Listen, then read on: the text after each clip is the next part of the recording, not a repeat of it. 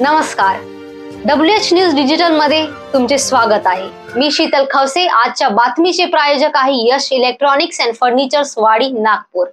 आम्ही असतो बातम्यांच्या पुढे, बातम्यांच्या मागे. बातम्या लपवत नाही, दाखवितो. मग ते राजकारण असो किंवा सामाजिक, भ्रष्टाचार असो की अन्याय अत्याचार, आम्ही निर्भयपणे बातम्यांना देतो महत्व. तुम्ही सुद्धा महत्व द्या व आमच्या चॅनलला सबस्क्राईब करा. जाहिरात देऊन आम्हाला आर्थिक मदत करा. बघूया आजची विशेष बातमी.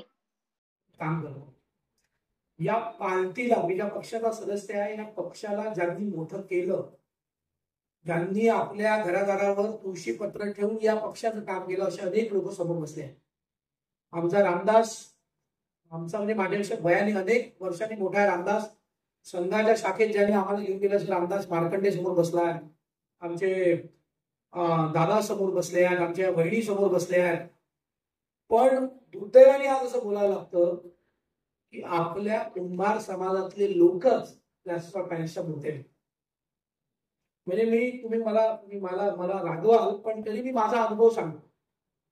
ज्या राजेश कंदरेंसोबत मी माझं काम सुरू केलं, ज्याला मी कार्यकर्ता म्हणून माझा आदर्श मानतो, असा राजेश कंदरेचे सगळे पुतळे, सगळे सख्खे पुतळे, हजारो प्लॅस्टर ऑफ पॅरिसच्या मूर्त्या विकतात. हजारो.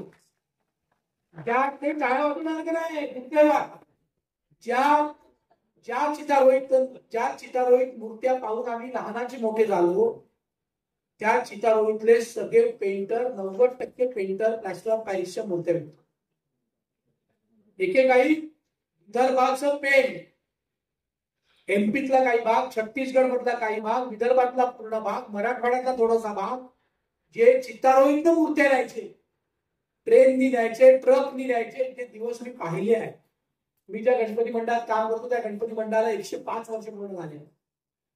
मी ते दिवस पाहिले आहे. आज दुर्दैव असं वाटतं की लक्ष्मीची मूर्ती प्लॅस्टर ऑफ पॅरिसची, आपण ज्याला गुलाबाई म्हणतो त्या प्लॅस्टर ऑफ पॅरिसच्या, गणपती प्लॅस्टर ऑफ पॅरिसचे, आता तर कानोबा मांडतो तो सुद्धा प्लॅस्टर ऑफ पॅरिसचा निघतो. हे दुर्दैव. मी अनेक माझ्या कुंभार मित्रांना शिकायला येतो, झालाय करून तुम्ही सुधरा, तुम्ही जे निकाल काय करावं. पण त्याची एक दुसरी पण भाषा की सरकारने तुम्हाला किमान या शहराबाहेर जे रजिस्टर पेंटर असतील, रजिस्टर कुंभार असतील, किंवा आता मोठ्या प्रमाणात हलबा समाजात सुंदर पेंटर निर्माण झाले, मूर्तिकार निर्माण झाले.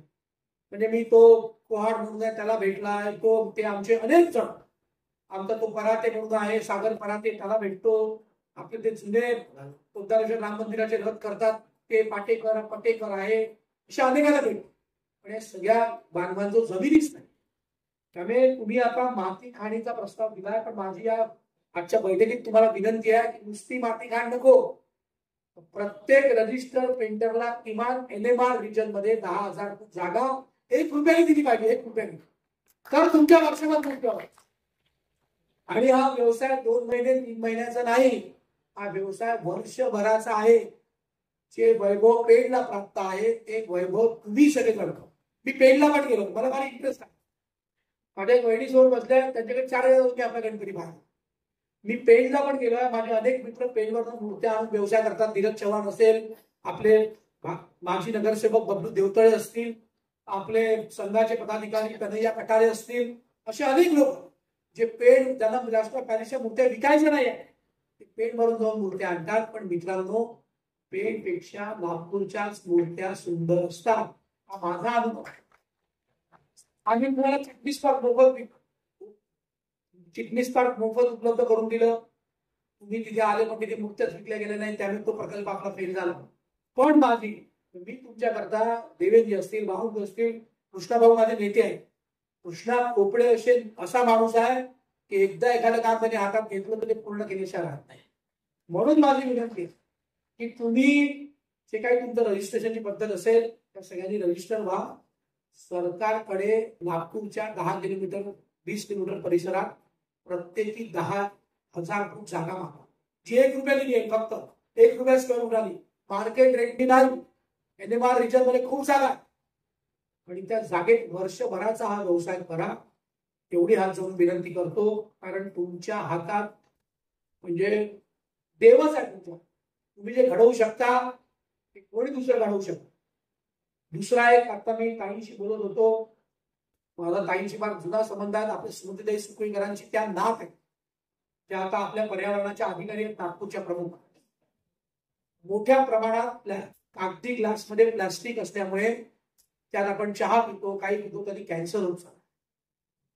आता प्रयागराजला, अयोध्येला, वाराणसीला किंवा चित्रकूटला जाण्याची संधी मिळाली या प्रयागराजच्या या कुंभात. मित्रांनो, फक्त आणि फक्त चहा कुल्लड मध्ये मिळतो, कुल्लड मध्ये. आणि तिथे कुल्लडची किंमत 60 पैसे आहे. किती? 60 पैसे. याचं कारण असं की मोठ्या प्रमाणात त्याचं उत्पादन दिलं. जर या समाजातल्या तरुण मुलांनी MSME मध्ये, स्टार्टअप मध्ये काही मशीन्स घेऊन काम सुरू केलं तर कागदी ग्लास बंद होतील, कुल्लड मध्ये तुम्हाला व्यवसाय मिळेल आणि मोठ्या प्रमाणात कॅन्सर होण्यापासून आपण सगळं वाचू. विदर्भ, दुर्दैवानी विदर्भ, विशेषतः विदर्भातल्या भगिनी महिला कॅन्सरनी मोठ्या प्रमाणात ग्रासल्या चालल्या आहेत. विदर्भ ही कॅन्सरची दुर्दैवानी राजधानी होती. दुर्दैवानी. मी माझ्या घरी रोज 4 पेशंट येतात कॅन्सरचे, की NCI ला पाठवा, राष्ट्रसंत तुकडोजी महाराजला पाठवा, पैसे नाही देतात. त्याच्यात तुम्ही मोठं काम करू शकता, मला व्यवसाय उपलब्ध करू शकता. 12 महिन्याचा व्यवसाय, 24 तास, 24/7. आज प्लॅस्टर ऑफ पॅरिसची मूर्ती का घेतो माणूस, का गरीब माणूस घेतो? आणि मातीची मूर्ती प्लॅस्टर ऑफ पॅरिस पेक्षा तिप्पट चौपट भावात. तुमची चूक नाही, पण तुम्ही उत्पादन मोठ्या प्रमाणात केलं तर मूर्तीची दर स्वस्त.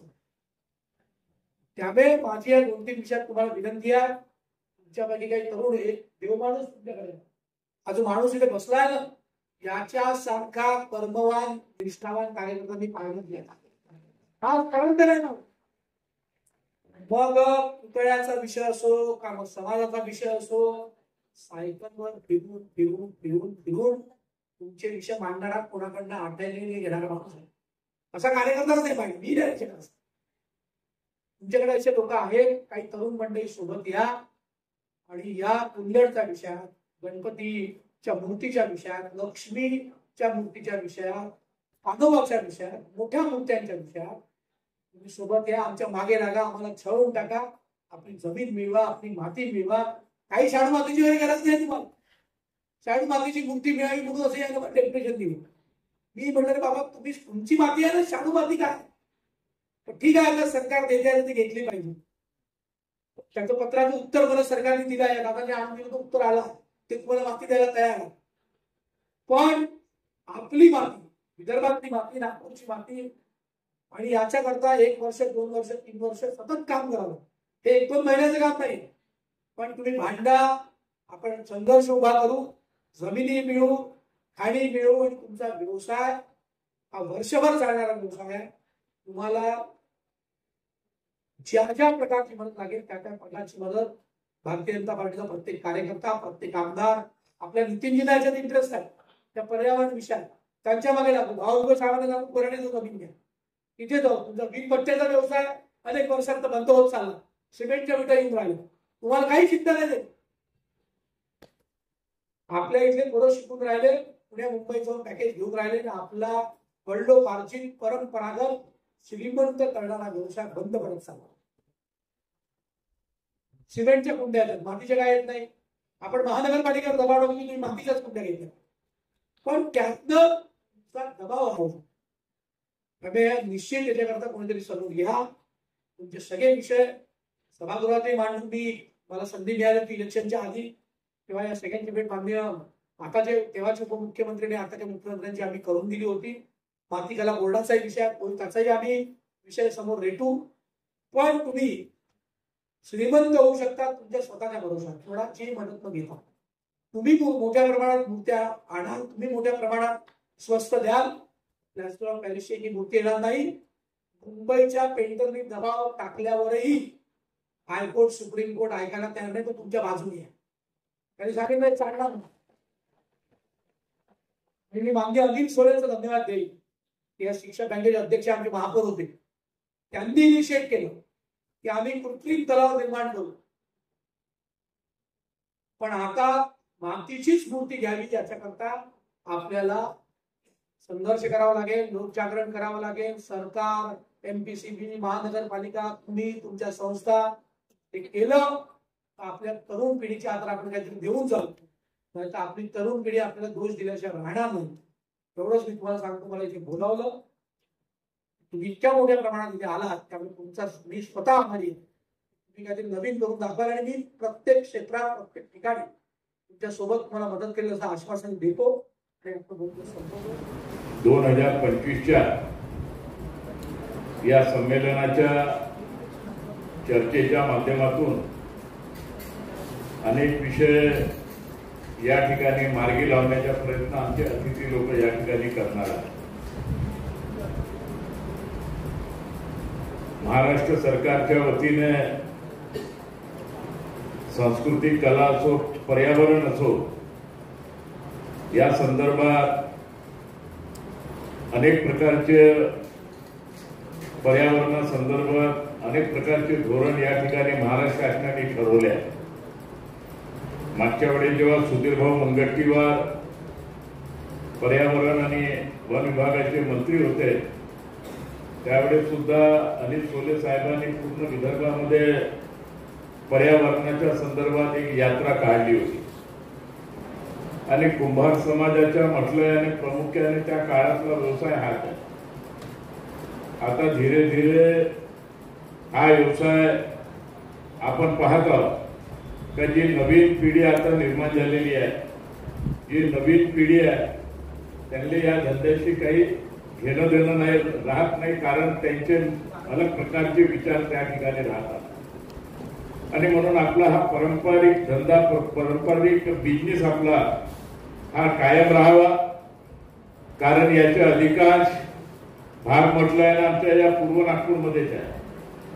प्रजापती साहेबांनी सांगितल्याप्रमाणे पूर्व नागपूरमध्ये फार मोठ्या प्रमाणात कुंभार समाज राहतात. आमच्या भरतवाड्यामध्ये इटा भट्टीच्या फार मोठा प्रोजेक्ट त्यांच्या माध्यमातून होते. कालांतराने अनेक प्रकारच्या विटा आता नवीन नवीन टेक्नॉलॉजीमुळे नवीन नवीन प्रकार आता सुरू झालेला आहे. आणि म्हणून आता जेव्हा सण तेव्हार आलं का हा पीओपीचा मुद्दा अनेक वेळा हा चर्चेमध्ये राहतो. आणि म्हणून या या पीओपीच्या मुद्द्याच्या माध्यमातून हे खरं आहे का जे बिचारे मातीमधून निर्माण काहीतरी करतात त्यांच्यावर कुठंतरी याच्यामुळे अडचण येते, त्यांच्यावर काहीतरी याच्यामुळे प्रॉब्लेम येते. आणि म्हणून माझी या ठिकाणी विनंती राहील, कारण मुख्यमंत्री महोदय कडे तर आम्ही बोलूनच, परंतु आमचे नागपूर जिल्ह्याचे जे पालकमंत्री आहेत आणि विशेष करून त्यांच्याकडे हा महसूलचा भाग आहे, महसूल मंत्री ते महाराष्ट्राचे आहेत. आणि म्हणून या संदर्भात एक बैठक त्यांच्याकडे लावून आणि याच्यामध्ये सगळे अधिकाऱ्यांना बोलून या विषयाचा मार्ग कसा निघेल आम्ही त्या दृष्टिकोनातून प्रवीणजी दटके आणि मी सुद्धा त्यांनी येणाऱ्या अधिवेशनमध्ये आम्ही निवेदन त्यांना देतो. आणि लवकरात लवकर ही बैठक लावू, याचा मार्ग कसा निघेल त्या दृष्टिकोनातून आपण सगळे या ठिकाणी प्रयत्न करूया. कारण आपण सगळे लोक पाहता आजकाल प्रत्येक समाजाचे काही पुराणी परंपरा राहिली नाही. मी तेली समाजाच्या, मला तेली समाजाची एक बी तेल्याची घात दिसत नाही. सगळ्या मारवाडी गुजरातांनी आपल्या हाती घेऊन टाकल्या, सगळ्या घेऊन टाकल्या. आपल्या समाजाची काही त्या ठिकाणी दिसत नाही. आणि म्हणून जे नवीन पिढी जी आता आपली निर्माण झालेली आहे, नवीन पिढी जी आली आहे, ते आता नवीन नवीन टेक्नॉलॉजी असेल, नवीन नवीन उद्योग असेल, पर्यावरणाच्या दृष्टिकोनातून त्यांचे उच्च विचार त्या ठिकाणी राहते.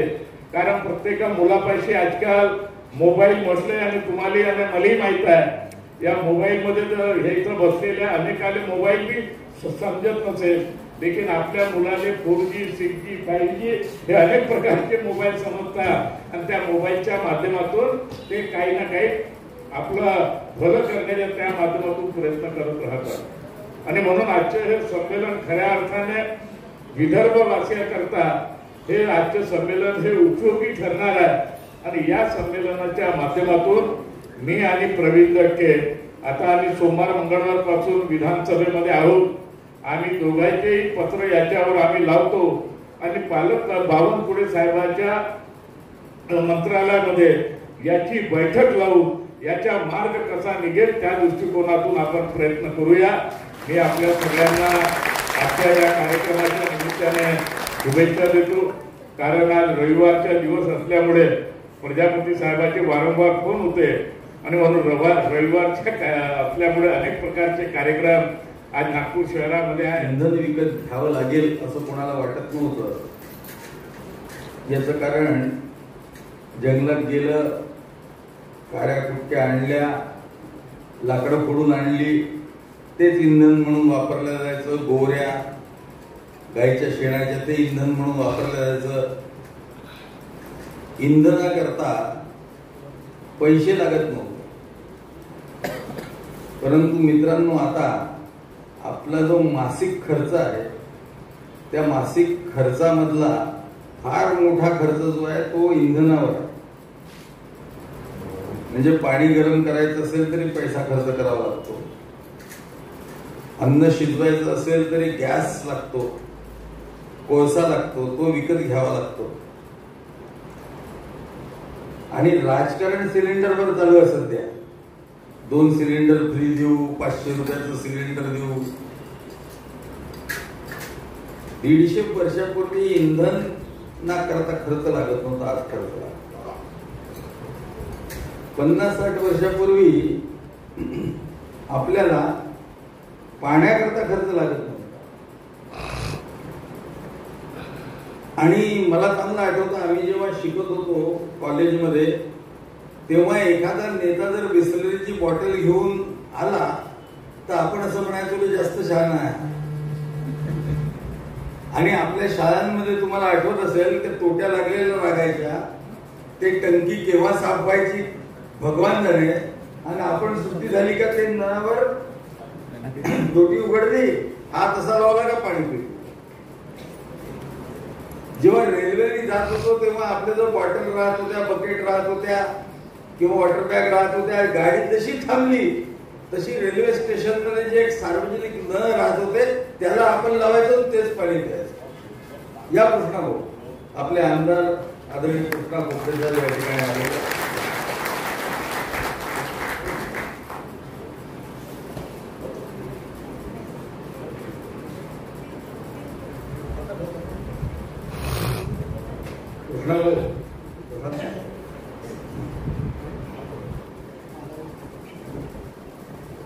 कृष्णा भाऊ म्हणून आम्ही 1992 पासून नगरसेवक होतो.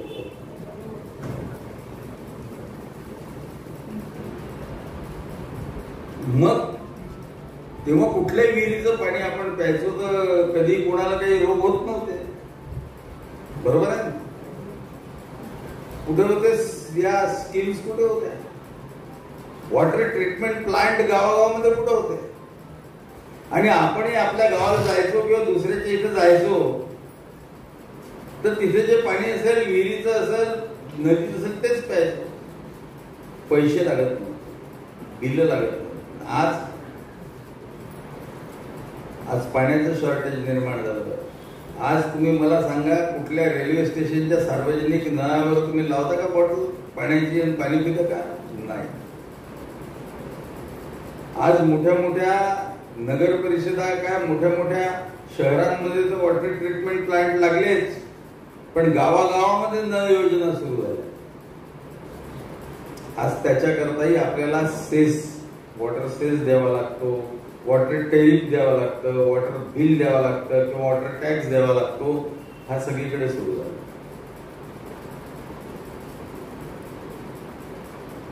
म्हणजे माणसाचं जीवन जगण्याकरता आवश्यक असलेल्या गोष्टी म्हणजे अन्न, पाणी आणि ऑक्सिजन. मित्रांनो, आज ऑक्सिजन आपल्याला फुकट मिळतो. 50 वर्षानंतर काय स्थिती होईल हे मी नाही सांगू शकत जर हे असंच राहील.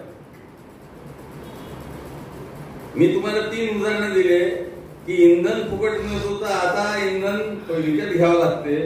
पाणी फुकट मिळत होतं, आता पाणी विकत घ्यावं लागते. ऑक्सिजन फुकट मिळतो, उद्या ऑक्सिजनही मित्रांनो विकत घ्यावा लागेल. काही शहरं जगातली अशी झालेली आहेत, ज्यात दिल्ली आहे, की तिथे ऑक्सिजन लेवल जी आहे ही अत्यंत खाली गेली आहे प्रदूषणामुळे. आणि म्हणून पर्यावरण हा माझ्या अत्यंत जीवाचा विषय होता. त्या दृष्टिकोनातून आपल्या इथे परंपरागत मूर्तिकार जे आहेत ते आणि विशेष करून कुंभार समाजाचे सगळे कार्यकर्ते ते अत्यंत पाठीशी उभे राहिले. एक दिवस सुरेश पाठक आले त्यांच्या सगळ्या साथीदारांना घेऊन आणि मला पीओपीच्या मूर्तींच्या बाबतीत सांगितलं आणि पीओपी मूर्तींवर बॅन करण्याचा जो इतिहास त्यांनी सांगितला ते प्रयत्न आम्ही सगळ्यांनी केले. योगायोगाने नंतर मी महापौर झालो आणि त्याची मी अधिक त्याला कडक केलं आणि महाराष्ट्र शासनाचा किंवा कायदा जो असतो कायद्यामध्ये कुठलंही प्रोडक्शन बंद करण्याचा अधिकार महानगरपालिकेला नाही आहे. ते काम स्टेट गव्हर्नमेंटचं असतं.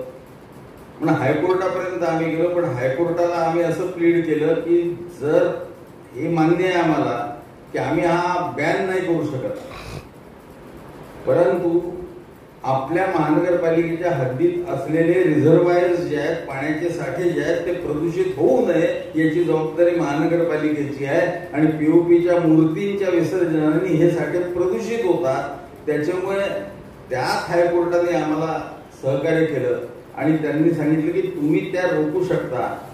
त्याच्यावर मार्क पीओपीच्या मूर्तींवर मार्किंग असेल आणि लोकांना सगळ्या मूर्ती विक्री केंद्रांमध्ये पाटी लावावी लागेल की आमच्या इथे पीओपीच्या मूर्ती विकल्या जात नाही. हे निर्णय सगळे हे सपोर्ट आम्हाला कोर्टाने केल्यामुळे मग आम्ही त्याचा धडाका लावला आणि जे 13 नाक्यांचा विषय जेव्हा सांगितला तेव्हा एलबीटी होतं 11 होतं. त्याच्यामुळे नाक्यांवर आम्ही महानगरपालिकेचे आमच्या अधिकाऱ्यांबरोबर आणि मूर्तिकारांचे देखील रिप्रेझेंटेटिव्ह त्या 13 नाक्यांवर ठेवले. त्याला रोखण्याचा प्रयत्न केला. ऍट दी सेम टाइम जेवढे सार्वजनिक गणेशोत्सव मंडळ रजिस्टर होतात महानगरपालिकेत त्यांच्या आम्ही बैठका घेतल्या. त्यांना हे समजावून सांगितलं आणि हे प्रदूषण झालं नाही पाहिजे तलावांचं म्हणून मूर्ती तलावात न शिरवता आर्टिफिशियल टँक मध्ये शिरवा अशा पद्धतीची योजना आपण आखली. एकूण 2012 साली पहिला आर्टिफिशियल टँक आपण तयार केला. 5-7 ठिकाणी कृष्णाभाऊ आपण तयार केले. पहिले ते एक गरुबा मैदानाला केला, एक लक्ष्मीनगर मध्ये केला, एक कमांड असे 5-6 ठिकाणी केले प्रायोगिक स्तरावर. तेव्हा आमचे म्युन्सिपल कमिशनर होते तर त्यांनी आम्हाला असं म्हटलं की बाबा हा खर्च वाया जाईल नाही तर पण त्याला एवढा रिस्पॉन्स मिळाला की नंतर हळूहळू आर्टिफिशियल इमर्शन टँक्स कृत्रिम विसर्जन केंद्र जे आहेत हे लोकांनी प्रिफर केले. गणेशोत्सव मंडळांमध्ये जागृती केली. आमच्या बरोबर एनजीओज होत्या. अनेक एनजीओजनी त्याला सहकार्य केलं. एकेका तलावावर एनजीओज बसायला लागल्या. माझ्यानंतर महापौर म्हणून प्रवीण दटके आले. त्यांनी ती योजना आणखी पुढे नेली आणि आज मित्रांनो आपल्याला सांगायला आनंद होतो की नागपूर शहरातली एकही मूर्ती नागपूर शहरातल्या एकाही तलावामध्ये विसर्जित केल्या जात नाही. इथपर्यंत तलावांवर आर्टिफिशियल टँक लावून केले आणि हे मोठं क्रांतिकारी विषय हा आज झालेला आहे. आणि आता मोठ्या मूर्तींचं विसर्जन कुठे करायचं याची योजना असते त्या योजनेनुसार त्या मूर्तींचं विसर्जन होतं. तर हे सगळं शक्य झालं हे आपल्या सगळ्यांच्या सहकार्याचे. आणि मूर्तिकार म्हणून प्रॉब्लेम पाहून जसं 2002 ते 2012ची सिच्युएशन सुरेश पाटकांनी सांगितली आपल्याला. 2012 नंतर मग लोकांची ही स्थिती यायला लागली की मूर्त्या आम्हाला मातीच्या मूर्त्या कमी पडतात पण परंपरागत मातीच्या मूर्त्या बनवणाऱ्या मूर्तिकारांचा जो पूर्वानुभव होता की त्या मूर्त्या अर्ध्या पडल्या राहायच्या मग ती मेहनत वाया जायची. मग त्यांना एनकरेज करण्याकरता देखील महानगरपालिकेने प्रयत्न केले. दुकानं काढण्याचे प्रयत्न केले आणि पीओपीच्या मूर्ती बॅन केल्यानंतर लोकांमध्ये चर्चा व्हायला लागली. लोक दुकानांमध्ये गेल्यानंतर विचारायची मातीची आहे ना ही पीओपीची आहे की मातीची आहे हे विचारायला लागले. जर चुकून कोणी पीओपीची मूर्ती मातीची मूर्ती म्हणून विकली असेल एखाद्याला तर मी अनेक तलावांवर मूर्ती शिरवल्या जात नाही याची तरंगते आहे म्हणून रडताना लहान मुलं पाहिलेली आहेत. एवढी जनजागृती शाळांमधून ही सगळी झाली. हे सगळं आपल्या सगळ्यांच्या सहकार्यामुळे झालं. पर्यावरणाच्या दृष्टिकोनातून मूर्त्यांचं विसर्जन करण्याच्या दृष्टिकोनातून इनिशिएटिव्ह आपण घेतलेला, आपण इलेक्ट्रिसिटीमुळे होणारं जे नुकसान आहे थर्मल पॉवरमुळे, त्याच्यामुळे प्रदूषण किती वाढतं आणि त्याचे काय दुष्परिणाम होतात हे जनतेला समजून सांगून 34,000 सेल्फ कमिटमेंट, ज्याला स्वयंसंकल्प की आम्ही पौर्णिमेच्या दिवशी 1 तास लाईट बंद ठेवू असा इनिशिएटिव्ह घेतला, ज्याचा उल्लेख आदरणीय प्रधानमंत्री मोदीजींनी 5 सप्टेंबर 2014ला केला की नागपूरमध्ये असा प्रयोग होऊ शकतो तर आपल्या देशात इतर महानगरपालिकांमध्ये का नाही होऊ शकत. या दृष्टिकोनातून अनेक इनिशिएटिव्ह जे आहेत आपण घेण्याचा प्रयत्न केलेला आहे.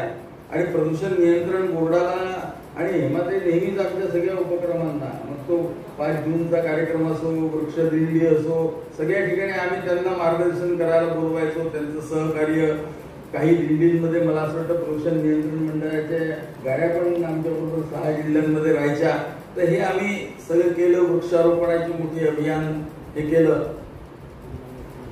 परंतु याची जनजागृती आवश्यक आहे आणि जनता जी आहे ती जागृत झाली ना तर काहीच अडचण निर्माण होत नाही. फक्त आपलं जे प्रयत्न आहेत ते प्रामाणिक असले पाहिजे. आणि आज सुरेशजी पाठक असतील, प्रजापतीजी असतील, चौधरीजी असतील किंवा आपली सगळी जी मंडळी आहे ती या सगळ्या उपक्रमांना इतक्या पॉझिटिव्हली घेतात आहे. म्हणजे मी आमदार असताना आम्ही ज्या सगळ्या जिल्ह्यांमध्ये कुठल्या ना कुठल्या तरी जागी अशा माती असते की ज्या मातीची मूर्ती तयार होते. सगळ्याच मातीची मूर्ती तर तयार होत नाही. आणि म्हणून कुंभारखाणी ज्या जिल्ह्यांमध्ये किंवा पंचक्रोशींमध्ये गावाच्या त्याच्याही करता आम्ही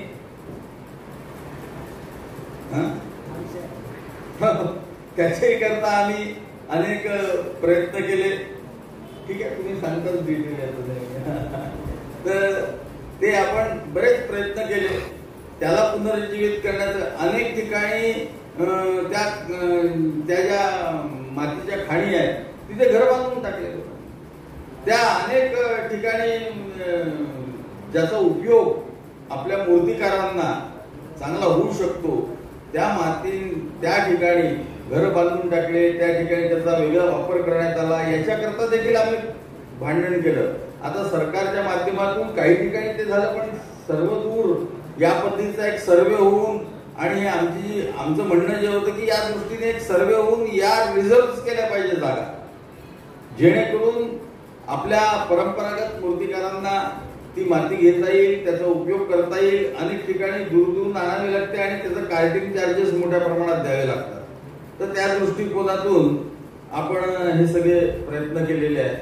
आपण मातीच्या मूर्ती बनवल्या गेल्या पाहिजे आणि त्याला पॉप्युलर केलं पाहिजे. या दृष्टिकोनातून लहान मुलांना गणपती निर्माण करण्याच्या दृष्टिकोनातून आपण प्रशिक्षण देण्याचं देखील काम केलं. ते एवढं सफाईदार करत नाही, पण त्यांच्या मनात एक भावना निर्माण होते की नाही, आपण आपल्या घरचा गणेश मूर्ती जी आहे ती मातीचीच घेतली पाहिजे. ही जी भावना आहे, मातीशी निगडीत होण्याची, मातीशी नातं टिकवण्याची जी भावना आहे ही लहान मुलांना निर्माण झाली पाहिजे. या दृष्टिकोनातून देखील आणि आपण प्रयत्न केले. या सगळ्या प्रयत्नांमध्ये विशेष करून कुंभार समाज असेल किंवा परंपरागत मूर्तिकार जे असतील या सगळ्यांनी मोठ्या प्रमाणात आपलं योगदान दिलं आणि नागपूरचं नाव रोशन झालं. त्याच्यात आपलं फार मोठं योगदान. अशा पद्धतीचे पहिले प्रयोग नागपुरात झाले. अशा पद्धतीने पहिल्यांदा हायकोर्टाचे डिसिजन्स नागपुरात इम्प्लिमेंट झाले आणि आज प्रदूषणावर नियंत्रण आणि पर्यावरण पूरक परंपरागत मूर्तिकार यांचं संवर्धन करण्याच्या दृष्टिकोनातून आपण नेहमीच प्रयत्नशील राहिलो. मी आपल्या संघटनेचं अभिनंदन. तुम्हाला सांगायला मला आनंद होतो की त्यावेळेस 13ही नाके मूर्तिकार संघाच्या ताब्यात होते. सोले सरांचा आदेश होता की जेव्हापर्यंत मूर्तिकार संघाचा चौकशी करून त्या बिलवर सही होत नाही की ते खरोखरच मातीच्या मूर्त्या आहेत तोपर्यंत नागपूर शहरामध्ये त्यांना एंट्री देण्यात येणार नाही. त्याचा फटका आमच्या जवळच्या चाफेगडी सारख्या गावांना सुद्धा बसला आणि त्यांना खूप दिरंगाईने शहरामध्ये एंट्री करावी लागली. रात्रभर जाऊन आम्ही 13ही नाक्यावर नागपूर म्युन्सिपाल्टीच्या अधिकाऱ्यांच्या टीम सोबत कार्यरत होतो आणि त्या हंगामापासून आजपर्यंत नागपूर शहरामध्ये प्लास्टर ऑफ पॅरिस मूर्त्यांच्या विक्रीला मज्जाव आहे. तरी पण मूर्त्या येतात ही वेगळी गोष्ट आहे. पण नागपूर महानगरपालिका, MPCB आणि काही धार्मिक संस्था आणि पर्यावरणवादी यांच्या अतोनात प्रयत्नामुळे आणि जनजागृती जागृतीमुळे मला तुम्हाला सांगायला आनंद होतो आहे की नागपूर, भंडारा, चंद्रपूर, गोंदिया या 4 जिल्ह्यामध्ये तुम्हाला धुंडूनही एकही प्लास्टर ऑफ पॅरिस मूर्तीचा कारखाना सापडणार नाही. एवढी मोठी किमया तुमच्या आमच्या सहकार्यानं आणि महानगरपालिका असो की महाराष्ट्र प्रदूषण नियंत्रण मंडळ असो की नागपूरच्या व्यतिरिक्त चंद्रपूरची महानगरपालिका असो की भंडाऱ्याची महानगरपालिका असो, त्यांनी ते काम ऍक्शन घेऊन कोणत्याही अशा प्रकारच्या विषाला तिथं शिरू दिलेलं नाही. ही आपली एक विजयाची बाजू आहे. दुसरी महत्वाची गोष्ट की आम्हाला या संघटनेच्या माध्यमातून काम करता करता आता 22 वर्ष झालेली आहे. एक गोष्ट मला नमूद करावीशी वाटते की ज्या काळामध्ये आमचे पारंपरिक मूर्तिकार नागपूरच्या शहरातील सर्व बाजारपेठांमध्ये कानाकोपऱ्यामध्ये आपल्या 5-50 मूर्त्या घेऊन दुकानं लावायचे. त्या काळात परिस्थिती अशी होती की 2002 ची गोष्ट मी तुम्हाला सांगतोय. त्या 2002 ते 2012 पर्यंतची परिस्थिती अशी परिस्थिती होती की 5-50-100 मूर्त्या घेऊन तू बाजारात लागता. 100 मूर्त्या घेऊन जायचा, 3-4 दिवस दुकान लावायचा आणि 4 दिवस दुकान लावल्यानंतर 50 मूर्त्या विकायच्या आणि 50 मूर्त्या घेऊन घरी यायचा. अशी केवळवाणी परिस्थिती आमच्या लोकांची होती आणि त्या काळामध्ये फक्त 3 ते 4 महिने काम प्रत्येक कुंभाराच्या घरी व्हायचं, पारंपरिक मूर्तिकारांच्या घरी व्हायचं. बातमी बघितल्याबद्दल तुमचे धन्यवाद. आज एवढंच. पुन्हा भेटूया नवीन बातमी सोबत. WH न्यूज सोबत राहा. चॅनलला लाईक करा, सबस्क्राईब करा. फेसबुक, इंस्टाग्रामवर फॉलो करा. जाहिरात देऊन आर्थिक मदत करा. धन्यवाद.